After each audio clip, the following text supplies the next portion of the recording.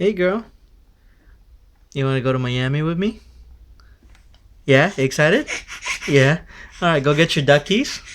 All right, get your goggles and get your suitcase ready. I'll be back in 5 minutes, okay?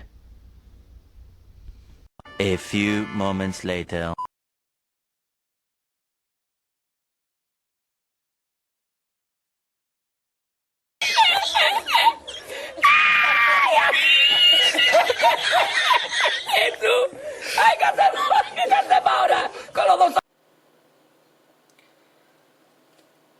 Hello, hello, beautiful people.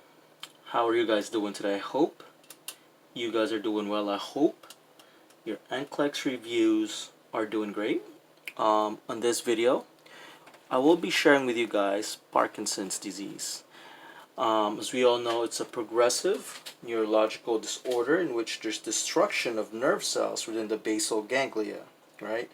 And there's going to be some decreased in dopamine, while there's going to be an increased in acetylcholine, right? And it's usually more common in men, about 45 to 75 years of age, right? And diagnostic procedures, we're going to be looking at some CAT scans, some MRI, and some CT scans, okay? Now, when we assess these patients, usually what we see is some muscle rigidity, and there would also be what we call some pale rolling tremors, right? And the patient would have a shuffling gait. Also, what we would notice is that the patient would usually have what we call a mask-like blank expression, okay? Like they're not present. It seems like they're somewhere else in the universe, right?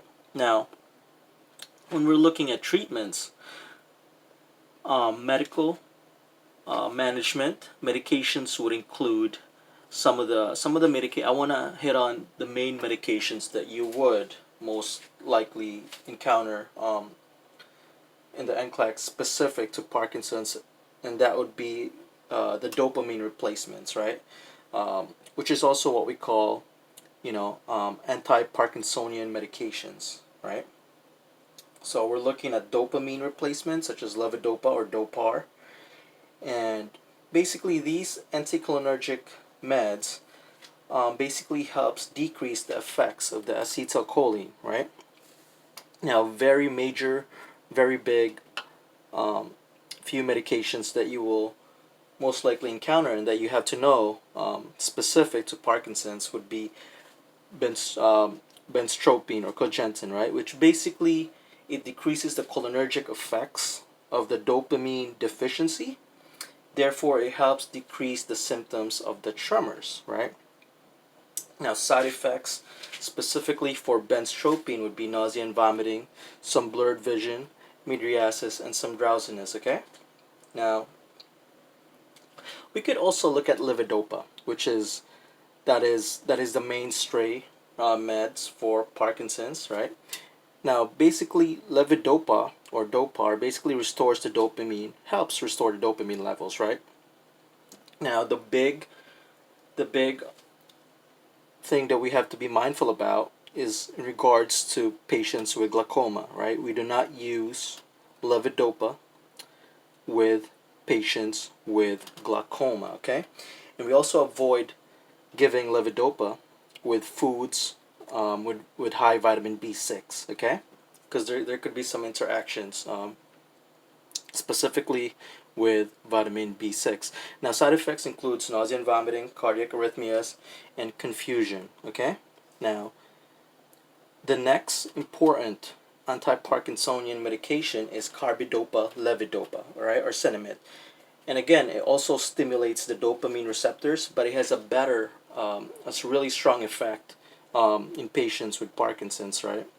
Um, in regards with stimulating the dopamine receptors and increasing the dopamine levels in patients with Parkinson's, right? Now, in regards with carbidopa levodopa, it's contraindicated, right? So we have to be careful to use carbidopa levodopa with MAOIs, okay? So that's a very big um, thing that you have to be mindful about, especially in the NCLEX exam, right? Now again, we're looking at, your anticholinergic drugs such as benstropine. It's actually benstropine mesylate, right? Those are the mainstay anti-Parkinsonian drugs, and basically what it does, it causes the release of the dopamine in order to have some norepinephrine synthesis within the patients having Parkinson's, right?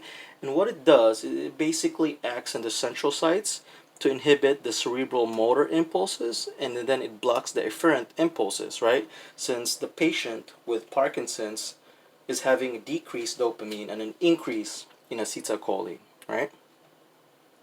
Now, again, uh, those are the main anticholinergic drugs specific to Parkinson's. Another thing that you have to remember is that there's also, well, in regards with levodopa and carbidopa, levodopa, those are actually what we call dopamine agents, okay? The category is dopamine agents, and basically, we obviously know it causes the release of the dopamine, right, like required for the norepinephrine synthesis. And again, we need to be careful with carbidopa, levodopa, in regards with contraindications with MAOI meds.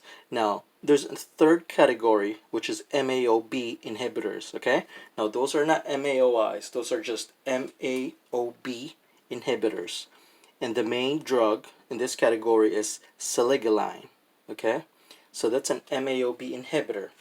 And basically, some of the things that we have to remember when we are giving MAOB inhibitors, that we avoid discontinuing suddenly, and we avoid foods containing tyramine, right, such as chocolate and coffee, right,